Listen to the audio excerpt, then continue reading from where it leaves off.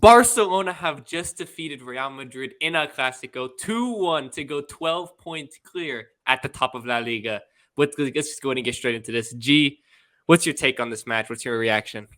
I think it was a very close match. I mean, it's what we predicted. I had it 2-1 for Madrid, but you had it 2-1 Barca, which were you ended up getting it exactly spot on. It came down to a last minute, 90th minute. And I think the stat sheet's going to be very against Real Madrid, but I think this is a very closer game than what it looks like on the sheet. I think Madrid played well in some circumstances, but it really, after going into the halftime break, they came out, they looked slow, they looked tired, and Barca capitalized. I mean, they didn't really turn on until the 70th minute is when Carlo Ancelotti made basically an overhaul of substitutions, which I thought he should have done in the 50th minute because there was obviously something going wrong in the midfield to where they looked tired. Players were not tracking back fast enough, and they weren't able to get Benzema the ball enough. And then Vinny just came out horrible. I mean, Vinny just played bad the second half. I mean, the first half it looked like lively, like he was going taking everybody on the dribble, and then second half he just played horrible. And I mean, it's all more credit to Barca because Barca played spectacularly. I mean, they came out and they wanted to win the Liga. I mean, they this is the game they decided to. You know what? We're not going to play to a draw. We're going to play to win, and that's what they did. I mean, all credit to them. They played well. I've said they've played better in the league, La Liga this season than Madrid have by far, not even close. And I mean, there's not really much I could say. I mean, Madrid did not deserve to win. I think at the most, Madrid deserved to draw, but even a draw, it's a loss. I mean, you can't. Madrid could not draw this game. They're put in a circumstance to where even at a draw, we had to throw everybody up front because we needed to win. So that's where Barca capitalized. They caught us when we were pushing very highly, and they scored. Yeah. Before I go ahead and get into what I have to say about my thoughts on this match, I want to ask you a question because obviously this is not the final time we're going to see El Clasico. There's Yeah, another no. one coming up right after the international break in Copa del Rey. Obviously, Barca have the advantage after the first leg. Does this performance, what does it have to do? What do you think is going to happen in Copa del Rey now? Do you think that Barca will handle their business there, or what do you think is going to happen? I would be surprised if Madrid really care. Like not say, oh, if Madrid fully like 100% and will win it. It's just more that they seem to be checked out in Spain. They seem to only really be caring about Europe. Europe. I mean, they got Chelsea. That's a matchup they think they can win. And Yeah. then obviously they have a chance of playing City or Bayern. So I think they might focus more on the Champions League than even the Copa del Rey because at the Hmm. point I can't really predict so, but I mean, if they were to go handle the Copa del Rey as a must win, I still think it. I don't know. It's not looking great right now because they the players went on there. In the first half, they looked like I thought Madrid. Even the first half, even though on the stat sheet it looked like they only had one shot on target, two shots in total. They were just passes, one pass away, one choice away from just having a clear, proper chance. So I think Madrid are always going to have a chance to win, but it's definitely not in their favor. They would definitely be underdogs going into the Copa del Rey because it's also going to be at the Camp Nou. So, I mean, Yeah. that would be hard to predict. I mean, El Clasico is always a great match. I mean, today was a great match. I mean, it was a It great match of was football. I fantastic. mean, the fact that it came down to the last 10 minutes to where I mean, Madrid had so many chances to score in the I mean, last minute. Asensio scored. I mean, it was Asensio offside. scored, but he was a molecule offside. So I mean, I'm sure that's you. what as a neutral fan, I'm sure this match was fucking spectacular. Is everything you bargained for? 90 minutes well spent. But in the overall arching point of it is that in the Copa del Rey, I think Barca are just going to take it. I mean, they're already 1-0 up, and they just have to see off Madrid. So Yeah. I mean, Madrid has shot themselves in the foot heavily this season. So it's gonna have to be. They're gonna have to come back next season, regroup in La Liga, and they're gonna go all in Champions League like they always do. Yeah. Look, before I get into my actual thoughts in this match, I just want to say this. Real Madrid fans, I'm looking in the camera as I say this. You all told Not me and me. slandered me after I said Carvajal was washed. He wasn't good enough to play for Real Madrid anymore. Did you watch the same Uh, game? Did you I just see his performance? I remember saying no. I remember that after last El Clasico that we lost in Copa del Rey, I said Carvajal wasn't good, and people, mostly TikTok fans, are saying, "Oh, Carvajal's still good enough." No, he's not, man. He's just not good enough. Look, he had great chances here, and I don't completely blame him for the goal that Kessie scored because we had to push, we had to play high, but there's just instances where he makes the wrong decisions. He's not sound defensively as he once was, and he's just not as creative as he used to be. He's old, man. Like this just happens. Like Yeah. there Yeah. is no, who's gonna beat Father Time. It's not happening, and Yeah. we're seeing that with other players. Like the only player that I see Father Time saying I don't want nothing to do with it was Luka Modric. Luka Modric played great today. I thought he was spectacular. Tony Cruz was, he somewhat cost the goal that the Sergio Roberto scored by missing the clearance, but you know. Father Time's undefeated. Carvajal is he's on his way out. I mean, there is no defending it. And it's not even like, oh, Carvalho's washed. He's not a great player. He's a legend. He's a club legend. He's That's won what I wanted to what say. I four wanted to fucking say that. Champions League. Yeah. He's one of the greatest right backs of this generation. Is he the greatest right back? 100%. Absolutely not. But he's up there as in this decade, in the past decade, who's been better than him? There's not a lot of guys that you Yeah. can say, yeah, that guy was better than Carvalho. Yeah, But for it's sure. just his time. It's his time. Yeah. Like obviously he's washed at this for a moment, I would say, but that does not take away from his legendary status. First of all, probably up there with Chendo, like we talked about in our previous video, As as the purely Real as a Madrid's Madrid best. legend. Yeah, exactly. Real Madrid's probably maybe their best right back in club history. He's up there, maybe top two. And then in terms of football history, we all know him as the right back, the steadying right back, as Real Madrid's three-peat. You cannot take anything away from him. He's a legend, but that doesn't change the fact he's washed right now. Yeah, right. He's not good Real enough Madrid needed to look at that position and say, okay, we need to bring someone in. João Cancelo was there. I say it time and time again. The fact that they didn't bring in João Cancelo on loan was a disgraceful decision. They let Hakimi go 2 seasons ago or 3 seasons ago by now, which is a horrible decision. But that was just, I had to get that off my chest because I was tired of seeing those comments about Carvajal. He's washed. Yeah. But this Barcelona performance was absolutely dazzling. It took me away. It took my breath away. What a performance from Barcelona. Honestly, the entire match. It was a great match. Fantastic to watch. Like both teams were going for it. And obviously, I think the stat sheet does favor Barcelona, like you said. But that doesn't take away from the fact Real Madrid were creating chances. It just, they weren't, one pass away. They weren't necessarily too clinical. But they just didn't do enough. But really, realistically, Real Madrid just didn't really do enough. Barcelona, I feel like we're the better team. They did deserve this. And at a draw, I was saying it's a fair result, I guess. But if you're going to say one team deserved the win more, it was Barcelona. And then Barcelona ultimately got the goal with Kessie because Real Madrid, they said, we have to win this match. A draw is not good enough. They pushed all their numbers forward. And at one point, it basically looked like one team was going to score either one way or the other. Real Madrid were either going to get a goal or Barcelona were going to hit them on the counterattack and they were going to score. That's exactly what happened. So I'm not really surprised. At a certain point, you realized this was going to either be a Real Madrid win or a Barca win, but a draw was out of the question. That's basically what it came down to. Barcelona took their chances. And I was honestly getting on here ready to slander Lewandowski, but I can't even really do that because his pass to set up basically the made up for everything that he did wrong. Like I was getting on here to say who ghosted more, Lewandowski or Benzema, but realistically, that flick, that kind of back heel flick that he gave to Balde, and then Balde sends it across, Kessie scores. What a flick that was! He basically created that goal. He made it happen. So I give Lewandowski his props. Honestly, I don't want that to take away from the overall performance of Lewandowski because it was quite disappointing, I would say. But ultimately, people are going to remember the goal, and Lewandowski created that. So I have to give him his credit for that. But he was not clinical enough, in my opinion. I mean, how many chances did Lewandowski have that he didn't put away? It was kind of frightening for me because Lewandowski's not been the same striker since the World Cup. Pre-World Cup and post-World Cup, Lewandowski is two different players because he was lighting La Liga on fire.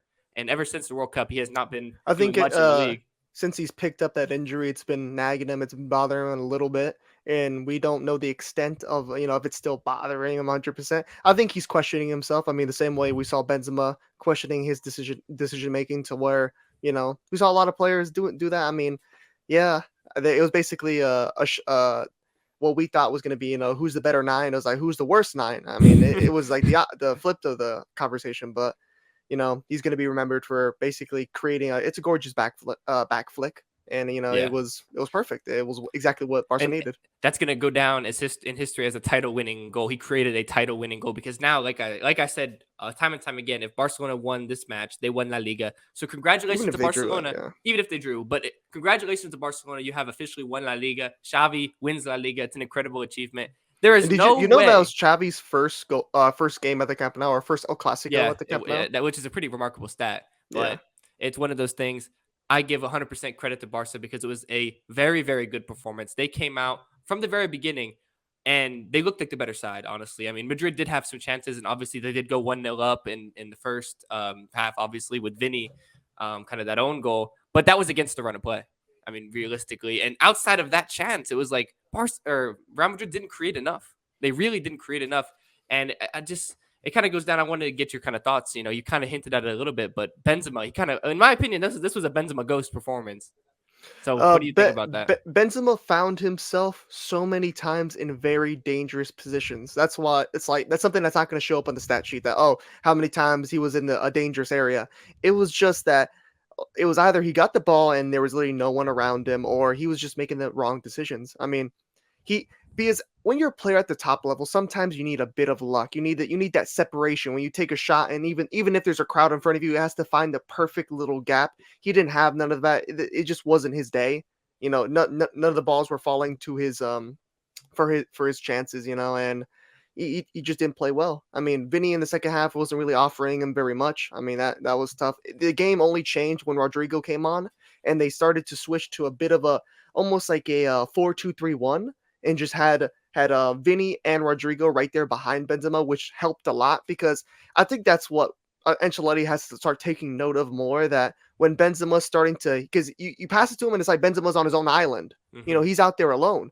You have to have either a player right behind him or switch to a 4-4-2 and have someone right next to him so he could play off besides Vinny, because that's what happened. I mean, Benzema, well, anytime he got the ball, he's in great position, but he had to either try and Gavi and try and make something out of nothing, Mm-hmm. or he was just getting caught. He was messing up chances, and there were good crosses into him, but he just didn't get the separation. The bit of a luck, because there's a lot of luck that goes into the game to where you get the perfect separation. And you're able to get your head on this ball, get on head on some of these crosses, and Mm-hmm. he just didn't have that. And look, for me, and I'm not saying this is a good thing necessarily, but for me, the best player on Real Madrid tonight was Thibaut Courtois. This is a guy, time and time again, we see why Thibaut Courtois is the best goalkeeper in the world, in my opinion. Even though in a loss, he did prove himself again as the best goalkeeper in the world. And obviously, I love Ter Stegen. He's a fantastic goalkeeper, part of the best defense in Europe, obviously, this season in Barcelona. But Courtois kept Real Madrid in this game, especially in the first half. I mean, he saved chance after chance. I mean, Rafinha is literally kicking himself because he's like, I can't get past Rafinha Courtois. played very well. He played very well, and So, he probably thinks he should have scored about maybe twice. and Courtois is the only reason why that didn't happen. Yeah, I So think Courtois is literally like a brick wall. You yeah, can't get past him. It's so difficult to score past him. Courtois. I definitely think it comes down to Courtois or Camavinga. Which one do you think? I think Camavinga played spectacularly. I mean, definitely making up for his last costing the game against Barcelona in Copa del Rey. I think he came out and played absolutely spectacularly. But I think Courtois does what he's on. I mean, this is what Courtois does. I mean, he's the best keeper in the world, even though he's been a bit unlucky. I mean, the defense has not been great in front of him, and they haven't been able to really protect him. Mm-hmm. But he does everything he can to try and save Madrid. Yeah, even when it's not going exactly their way, they're not playing the best. Like, it doesn't matter. You have to be inch perfect to beat Courtois. That's what obviously. I mean, we've seen it in the Champions League run last year. He kept them in the games, and ultimately, eventually Real Madrid were able to get those goals. And obviously, we remember the Champions League final against Liverpool. I mean, that's literally arguably goes down as This the was best Champions League this performance of all time. the same defense always. I mean, this defense gives up a lot of shots on goal, and they need, if it's anybody other than Thibaut Courtois, we concede a lot of these goals. I mean, 100%. this Madrid will never ever be a shutdown defensive side. That's never where they're going to be. They've always rely on outscoring their opponent than outlasting them. Yeah. And you need a proper stopper right Mhm. there between the sticks to be able to do that, and that's what Thibaut is.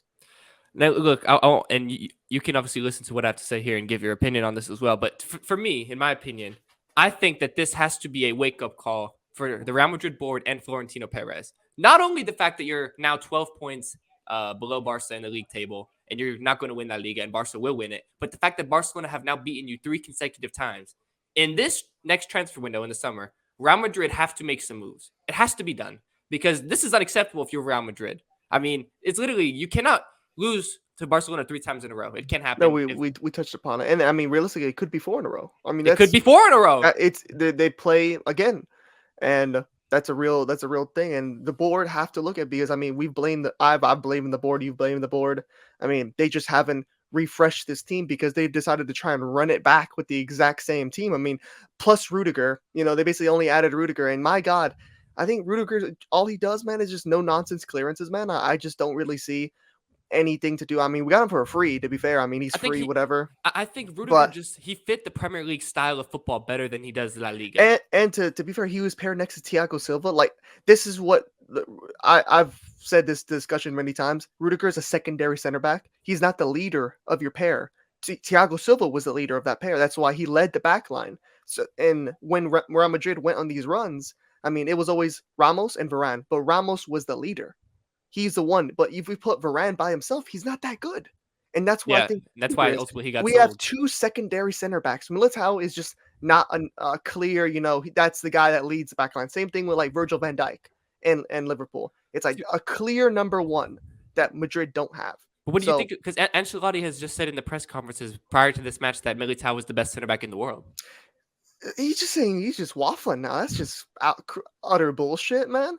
It's obviously Ancelotti's trying to get the feelings up, feelings high because of this match, but he's not. I mean, what Militao the best center back in the world, man. I mean, I don't know if we're watching different games, man, but I just don't see it. He doesn't have that character. Like even when we won the Champions League last season, I thought it was more David Alaba, being the more veteran, steadying the ship, being the leader.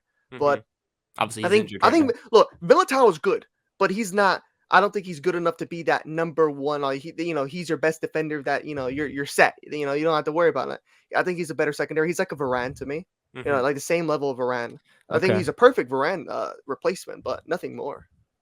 So I mean, and I just think that Carlo Ancelotti has to look at this and see something has to change. I mean, realistically, They need to sign players. They need to sign not. But I'm saying fullbacks. I mean, shit like that. obviously next season things need to change, and I wanted that brings up a whole other question that I'm seeing making the rounds right now. But I think that Rodrigo, like he needs to make some changes to this starting 11. I think Rodrigo needs to be getting in there more. Ultimately, I think you need to play Camavinga and Tchouaméni together. I don't know if Kroos and Modric in this type of I game was going to be yeah. I don't think Kroos and Modric can play next to each other no Barcelona more. are pressing machines. You know what I mean? And that's the thing. They won the ball so high up the pitch multiple times. And Kroos and Modric, absolute legends of the game, and they're still class even at this age. But you have to look at what Barcelona are going to do in this match, and it was more suited for Tchouaméni and Camavinga, and then Modric in there as well. I'll play Camavinga, Tchouaméni, and Modric. You have to play one or the other. You can't play them together because as much as Barca press, look, maybe Modric can do. Toni Kroos definitely can't do it. He cannot keep up with these guys, and that's what Barca did really great. They pressured our fullbacks. Anytime Nacho got the ball, they sent three towards them. Anytime Carvajal got the ball, they send there because Madrid could not play out the back. One, I don't think Madrid have ever been able to play out the back, but it's like more magnified than ever that they cannot play out the back because how Barcelona just constantly pressured them, and usually you need maybe one of your midfielders to come in, come back, show. But Kroos and Modric just can't move like that anymore. Modric is a great veteran to have in your midfield. A guy that is you almost have him as a free roam. You let him do what he wants, go where he wants. But that's why you have players like Camavinga and Tchouaméni, guys who are under 25 who can run for 90 minutes. They can run forever. These guys won't stop running. But that's that he decided Ancelotti wanted to lay on a little bit more of his veteran leadership, and I think that's just not the right decision. Mm-hmm. So obviously, like I said, a lot of players have been getting slack, such as Carvajal, saying that Carvajal needs to leave the club now. Maybe they're finally seeing the light. But another player, or not another player, another man that is getting a little bit of slack and saying this guy needs to leave the club is Carlo Ancelotti. So I want to get your opinion on this. Where do you stand on Carlo Ancelotti at the moment? I think Carlo Ancelotti is a fine manager. I mean, we've forgotten. I mean, that what he did last season. I'm not gonna act like he's been perfect this season, but he's trying to do what he was dealt with. I mean, he hasn't been able to add any of the players that he would like to the team. I mean, the only players they've added was Tchouaméni and Rudiger, and obviously Tchouaméni's class. I mean, you get Tchouaméni always because he's a generational player. But Ancelotti hasn't been able to really have a transfer window where the board says, you know what, give us a list of players that you want. Who are players that you want to try and play the system that you're trying to do? He hasn't had that. So I think it's unfair because we have been injury struck. I mean, there's points in La Liga where we're questioning, do Madrid even have a 12-man squad? I mean, that wasn't so long ago. We're just now getting fit again, but these are problems Ancelotti's had to deal with that are unfair. That's out of his control. The board have not wanted to sign anybody in January, even though Ancelotti has to go out there and say, I didn't want anybody in Ancelotti either. He's lying. Of course, who does not Yeah, want signings in yeah, January? That is absolutely when Jorginho was out there, we saw Cancelo was out there. Players are out there to try and help, fix the wounds here, but he hasn't had the backing. The board has not backed Ancelotti, and I think realistically, if Madrid don't win the Champions League, he's gone. I mean, that's what's yeah. going to happen, and But that's yeah, that's what I was gonna that's say. that's what's going to happen. I mean, if But you don't we agree with that. You don't no, absolutely not. even if you don't win the Champions League, you think Ancelotti should If be there we next go out season. if we go out to Chelsea, it doesn't matter. I mean, this team was just not good enough. It needed some tweaks, some changes because another year's passed. Players are getting older. I mean, stuff has to change. And I don't necessarily. I know we've talked about so many times on this channel. Oh, Jude Bellingham, and I kind of agree with you. Maybe we don't need really Jude Bellingham. Our midfield is pretty fine. I mean, we have Valverde, we have Shumeni, we have Even Camavinga, Ceballos, I thought he had a good cameo even today Ceballos as a as a bench guy, substitute. as a Yeah. substitute, and we could keep Modric on for another year and keep Cruz. Our midfield's fine. What we're struggling is a proper right winger, a proper winger. That's to another guy, another outlet to either Benzema to give. That's not Vinny. That's not named Vinicius Jr. because we cannot. We saw how Vinny played great in the first half, but second half, they started to figure him out. That's when if you have two dynamic wingers, you're able to switch it up and basically keep the defense guessing. Yeah, and it's Because yeah. yeah, I mean, I'll pass it No, off to but you, so I don't ramble. it's just one thing that I got, some slack again for saying that if you can stop Vinicius Jr., you can stop Real Madrid. But once again, I think that was proven right once again here in the second half because and look, in the first half, I saw a Vinicius Jr. that I haven't seen against Barcelona. Araujo was actually getting cooked a little bit. I've said Araujo consistently cooks Vinicius, but actually in that first half, Vinicius was cooking Araujo a little bit. It was actually back and forth. There was a good battle, and I just love to see two great players go at it like that. But ultimately, in the second half, Vinicius was not as good as he was in the first half. They started to contain him better. I don't know if Xavi tweaked it a little bit at halftime and said, this is what we need to do. But Xavi knows that if you can stop Vinicius, you can stop this Real Madrid attack. You can make them not as potent. You can make them not as lethal. And they don't look like the same team. And it's just one of those things. If you have somebody on the other wing, That's Rodrigo or he whatever, doesn't he doesn't have to be. I mean, he has to be better than Rodrigo. I think because we've seen. I mean, Madrid have tried that front three of Rodrigo, Vinny, and Benzema, and it's not necessarily good enough. You need someone that's either just a step under Vinny or, man, fuck. I mean, maybe even get one better. I mean, obviously there's talks of there's always going to be the Mbappe name thrown around there. I don't know about that. I mean, they just lost today, so they did. there's a lot of things that could happen, but that's definitely the more long shot chance. There's changes there's signings that have to be made, and I don't blame Ancelotti for any of Mhm. them. Yeah, and look, obviously, it's one of those things. The pressure at Real Madrid is so incredibly high that people have already forgotten what Ancelotti did last year, and now they're saying if he doesn't win the Champions League this year, get him out, sack him. And it's one of those things. That's just I what think comes with the obviously, job. I think that's what comes with the Real Madrid job. That's how it is. But I don't necessarily agree with it because realistically, you sack Ancelotti, who you getting? No, they're Who's out there? no Tuchel. I mean, That's the that's only clear. guy. That's That's the it. only guy. I think that's Well, the only guy that's on the same level as Tuchel and Ancelotti. Pochettino, I think, but Pochettino. obviously, No, I wouldn't really Tuchel want is here. Pochettino. Pochettino is here. Tuchel is like, Yeah, okay, if you can get Thomas because Tuchel, I'm for it because Thomas Tuchel is a world class I've seen manager. reports that Tuchel's already trying to learn Spanish, so he's kind of there. And look, Thomas Tuchel's a great manager. I wanted him But before he went but to but PSG, hold on, but hold on. This is one of those things though.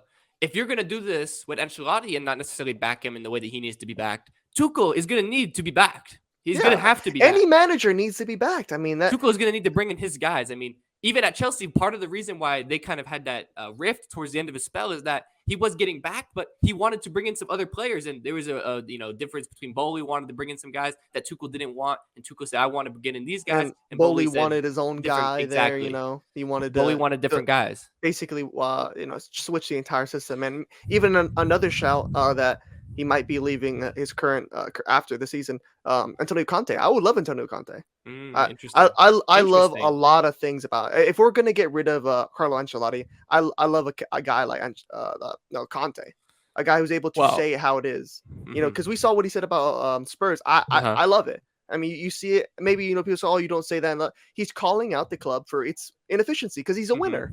I Mhm. mean, anytime He's he's pretty much not won win, everywhere he's went, yeah, he's won everywhere he's gone except except for for Spurs Spurs. because no one wins at Spurs. Even Mourinho But couldn't win at Spurs. Mourinho can even win at Spurs, but that's the kind of characteristic you need to be a Madrid manager. You have to be anytime you're not winning, it's an absolute disaster. Mhm. And That's what if we're gonna get anybody, I would prefer Conte over even Tuchel, but Wow. a any Wow. anything else, I would just I'm want to shocked keep at that. Ancelotti. Yeah. I think Ancelotti's good enough, and he needs the backing like any other manager in club football history would. Mhm.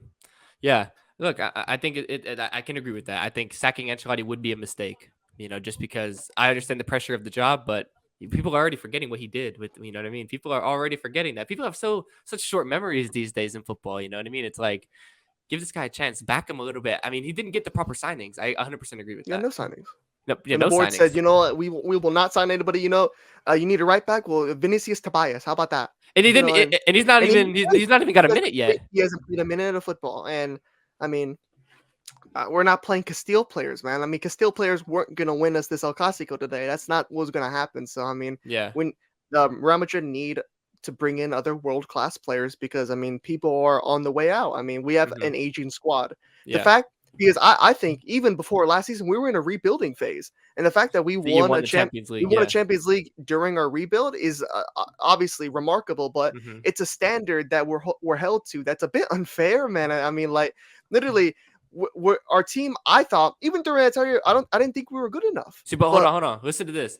I and this is something I just thought about. So you can call me crazy if you think I'm crazy about I this. think you're crazy. But I think that winning the Champions League last season for Real Madrid kind of paved over the cracks of the rebuild. Like Florentino Perez may have thought, okay, we need to go into this rebuilding phase, and then he saw, well, we just won the Champions League. We're not really in a rebuild. So then he was like, I don't need to make these signings. I don't need to splash this cash. He basically that Champions League win. Obviously, you're going to go for the Champions League. You want to win the Champions League. Like I'm not discrediting that, and I'm not saying that they shouldn't have won the Champions League, but I'm saying that Champions League win paved over the cracks of the rebuild. And they said maybe Florentino Perez got the idea that our squad is better than it actually is for the long term. Yeah, because I mean, even during last season, I think when it was especially right after we lost 4-0 to Barca. At that point I was like, this team is not good enough to beat other teams at the highest level because we there are so many problems with this team. But they somehow found a way to pull off. They made a deal with the devil or some shit to be able to do what they did last season, and that put them at a spot to where you're already expecting, it's Madrid.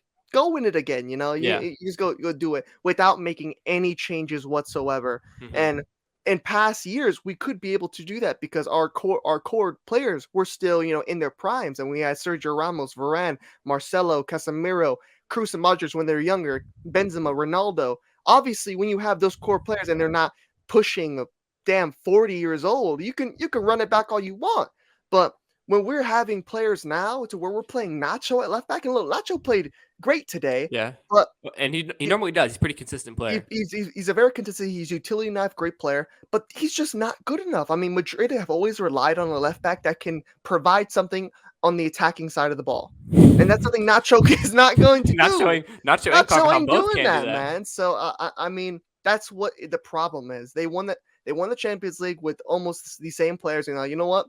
I think it's fine. We'll just run it back with the same guys, and And that now they're wasn't the just case. and that Exactly. wasn't the case because what Madrid did last season is unrepeatable. You cannot do that again. That's That might never happen again in impossible football history. ever again. So just to look back at that and be like, I think we could do it the same way we did it last year. That's it's just completely, ridiculous, but it's gonna take a different way. If Madrid are gonna win the Champions League this year, like I think they have a good chance to, they're gonna have to do it differently. We can't go 2-0 down against every team we play and just Yeah. hopefully we can just pull it Maybe you out. can get away with that against Chelsea, but if y'all get to the next round Like after that, Bayern Munich, you go we 2 play nil Bayern down. Munich. That's not happening. We can't go 2-0 down because this team is just not. We're not creating the same chances we were last season, so we can't rely on we'll just create something out of nothing. It has to be won a different way, and I Mhm. don't think they can.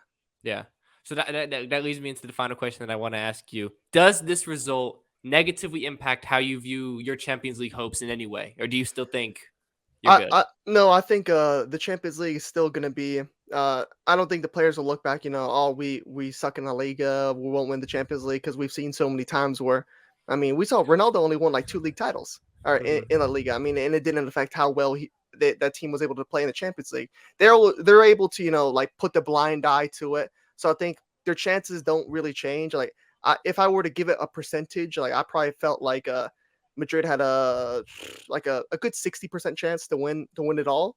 And I still Mhm. think it's going to be that anyway, even though, because I already kind of I think even some of the players kind of knew, even if we win El Clasico, there's no guarantee that we'd even win the Liga anyway. Hmm. So it's kind of like they're already kind of focused on it's going to be Champions League or bust. So you still have 100% faith in this team to get it done. I give them a very good chance. Yeah. Look, I mean, it's one of those things. I've already seen Chelsea fans laughing at this Real Madrid result, saying that we're Yeah. I don't, coming and things like that. And then obviously Christ Almighty! And then they put in the absolutely spectacular performance against Everton. Man, it's but it's like the top comment is like, bro, you can't judge Champions League Madrid versus La Liga Madrid. It's two different animals. It's almost like two it's different It's teams. different teams, yeah. And So now, I mean, they're gonna be able to. I mean, I better not see one star. I mean, we should be playing the full Castile team now in La Liga. I don't want to see any of our starters playing in La Liga anymore. Realistically, maybe you play one or two to keep them fit, but we won't risk it because what's the point? I mean, La Liga's done, so no yeah, point in putting out our honestly, strongest hon- 11. honestly, as a Chelsea fan, I think this is probably the worst case scenario realistically because now everyone in Real Madrid is going to be focused on the Champions League, and they're going to basically kind of be just using La Liga as rotation and resting. Everyone is focused on this Chelsea match now. If you're a Real Madrid player, That's so all that's left to play for. exactly, it's all that's left to play for. So realistically, they're going to come in to that first leg against Chelsea and be going for the kill. That's what this is at this point. Every single training session, every single time they play, they're just preparing for Chelsea. They're not looking at it as we have to win the league, this and that. They're preparing for Chelsea. This is worst case scenario for us.